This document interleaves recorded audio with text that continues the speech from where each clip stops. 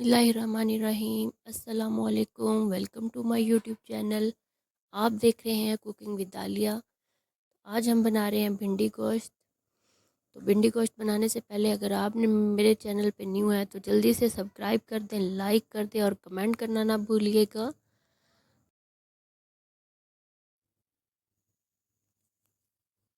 यहाँ मैंने लिया 1 kg भिंडी, दरमियाने साइज़ का कट करके इसको फ्राई कर लिया है।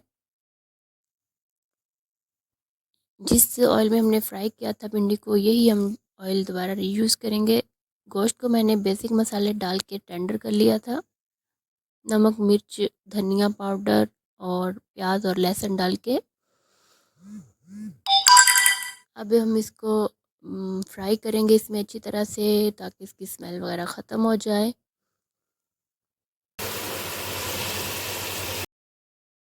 अब इसमें हम टमाटर शामिल कर देंगे, जो पहले मैंने टमाटर नहीं शामिल किए थे।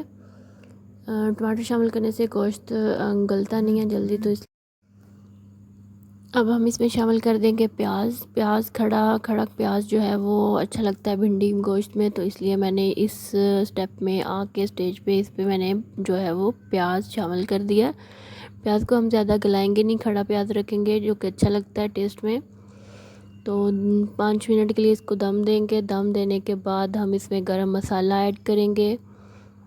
बाकी सारे मसाले जो मैंने पहले शामिल कर दिए थे, बस उसके बाद अब हम गरम मसाला शामिल कर रहे हैं। बहुत ही प्यारी खुशबू आ रही है। अब हम इसमें भिंडी शामिल कर देंगे, जो कि हमने पहले फ्राई कर ली थी। सब चीज़ें ऑलमोस्ट डन है, बस हमने इसको भिंडी शामिल करने के बाद दम लगाना है 5 मिनट का।